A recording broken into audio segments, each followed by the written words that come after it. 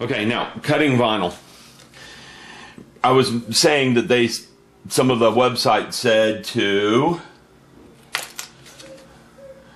give yourself some first aid kits, right? Well, they said to keep from doing that, heat up the vinyl before you cut it. This kit came pre-trimmed. I can find nub marks on the legs and stuff where the pour spouts were. Like there's one right here on this one. Right here on this edge, right there. I can see where it came off the sprue, if this actually has sprue. Alright. So they already did that, and they cleaned it up fairly well. I can't even find the pour marks on this one. And again, the only seam line I have is right along here. And with the way this guy is textured, he's going to be really easy to retexture. So I'm going to fix that. And I'm not going to worry about that part of it, just this line right along here.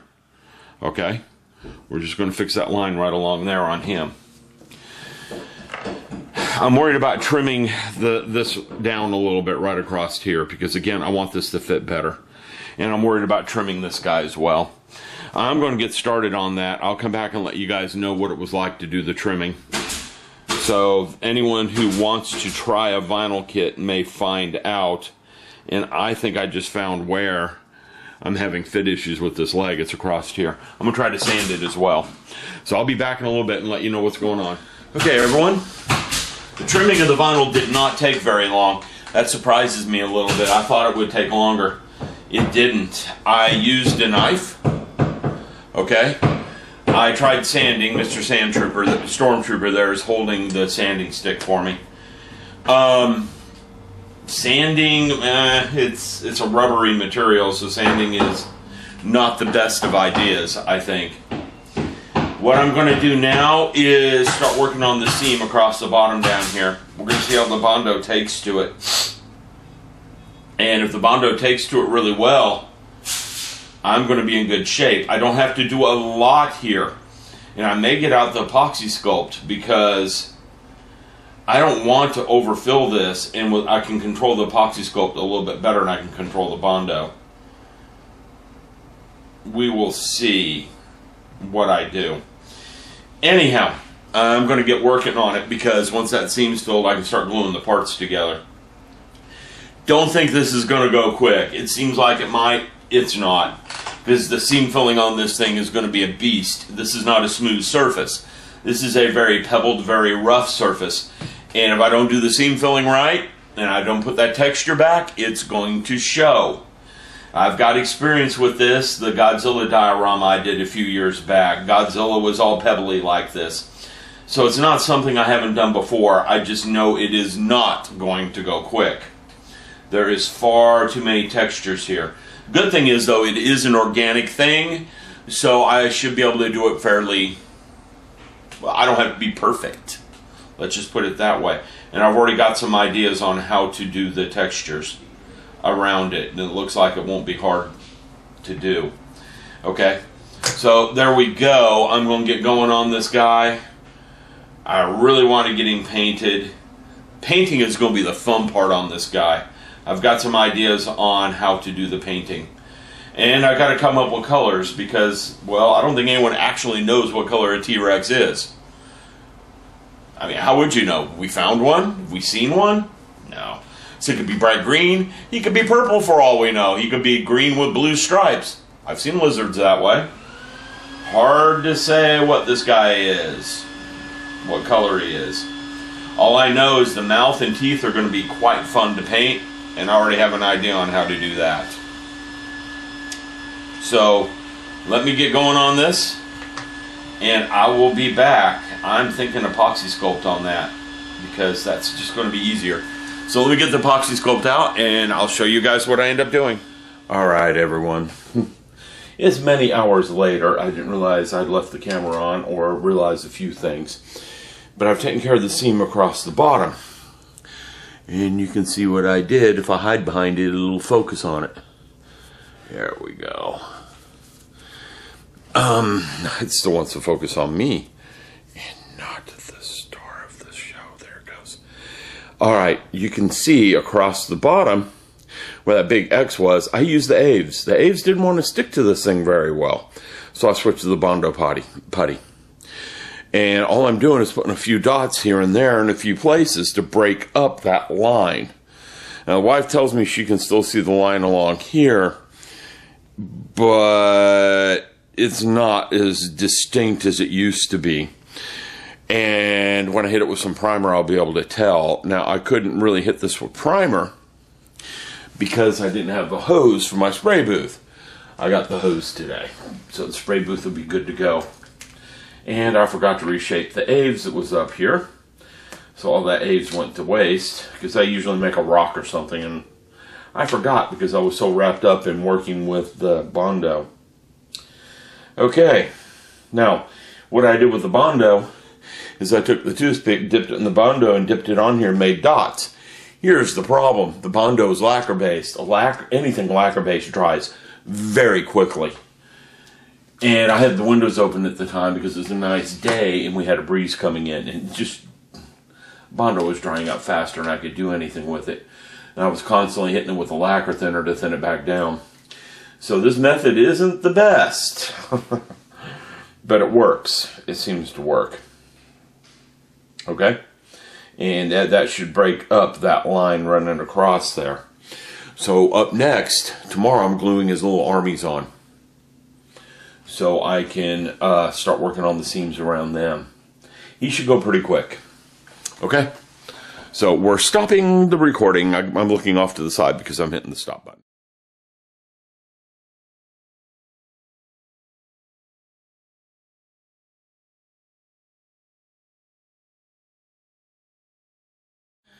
Hola, YouTube. Since you saw him last, he got his little armies. Little armies. Little. Or he or she. We don't know what this is yet, or whether it's a he or she. Still looks funny without half a mouth. But, BB's working on Mrs. Sabi. She's in PJs, so she can't be on camera. Anyhow, I'm going to let you guys see what I've been doing here. Yes, that's Bondo. Lots of Bondo. I put it around there trying to get a natural feel. I know I'm losing the texture. I'm going to have to retexturize it. And that spot's going to need a little bit of work. Well, we'll fix that real quick. I found a spot that just needs a little bit of work. Mr. Thunderpaws, you need to be in the video. Tomo is getting into your stuff. That's Tomo? Yeah. We'll get Tomo in the video then, being a bad cat. There we go. I redid part of that. There was a little spot right there I didn't like. Now, what I did, I'm going to be honest with you guys, I put the Bondo down and I took my thumb and stomped it. You can still see Bondo on my thumb. I really did just smooth that in with the Bondo, stomping it, so it gives it a more natural look. Now I'm going to come back and texturize it, which means getting all those little dots everywhere.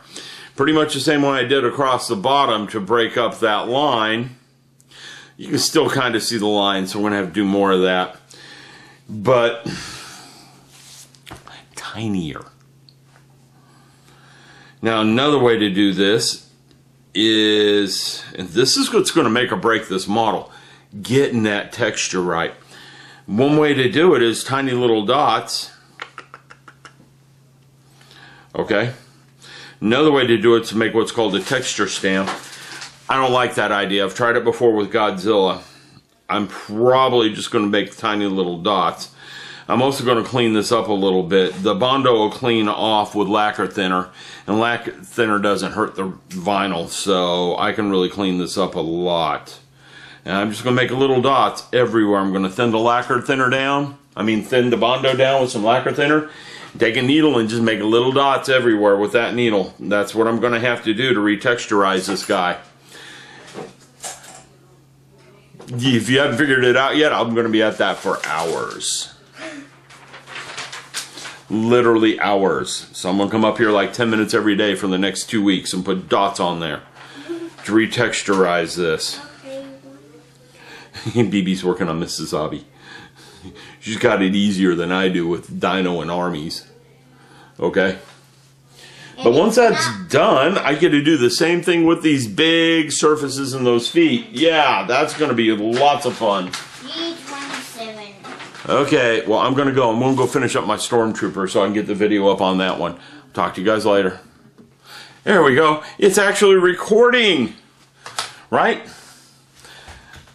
Anyways, we're here to talk about Mr. T-Rex and progress on him. Last you saw I was fixing the claw on this foot. That's fixed.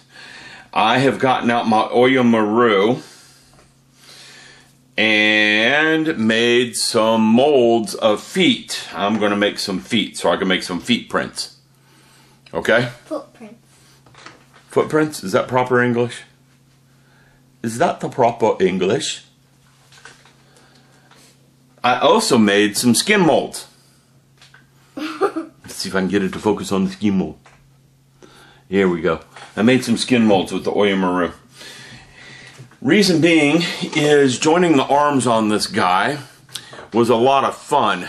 I used 5-minute epoxy like I said I was going to do in the last video to glue the arms on with. I was a little sparingly with it so it didn't squirt out and have a mess to clean up, because that is not fun to clean up. And then I put the arms on him and we had some issues. Focus on the dino, not me. We had some issues, okay? And the issues are, this guy is heavily textured. Every dinosaur model I've ever seen is very light on the texture. This one is not. So I have to replicate that texture around the seam fill lines, and that's what the skin mold was for. The white is Aves.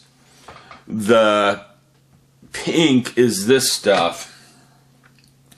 And it's working really well, and in fact, I think I might go back and redo the center line with that, even though you're never going to see that because there's feet in the way. Okay? But the Aves is working really, really well with it, and then BB came in and made a pink log. Big pink sparkly log with the leftover.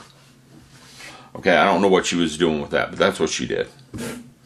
Anyhow, as soon as that Aves cures up where I feel okay handling it, I'm putting the legs on him. Because this is going faster than anticipated. And he's going to get to be able to stand up soon. Not really. I don't think this guy's going to stand on his own. He's going to have to be pinned. What do you think, BB? He's going to be able to stand on his own? I don't know. I don't know either. These legs are a little, bouncy, because those are different legs than humans, and he actually has... And look at his feet. They're designed to be standing on something. You guys can't see it, but if you look at the 2 feet, he's definitely designed to be standing on something while he's yelling. Okay? Because he's in the pose of yelling. Well, the good part is I figured out how I'm going to do the seam around the mouth too. So we are going to... I could glue those legs while that's curing. I just have to be really careful not to touch it. Which is not a lot of fun. Anyhow, I am going to get to work here. Oh, that is going to be a joy. That seam right there. It wants to focus on everything but the dinosaur. That seam right there on that leg is going to be killer to do. Well, anyhow, I'm playing around. We're going to have Mr. Yelling Dinosaur soon. Right, BB? Yep. Okay, now I'm going to stop the camera because it's BB's turn. She gets to sit in the chair and talk to you guys and show you what she's been doing.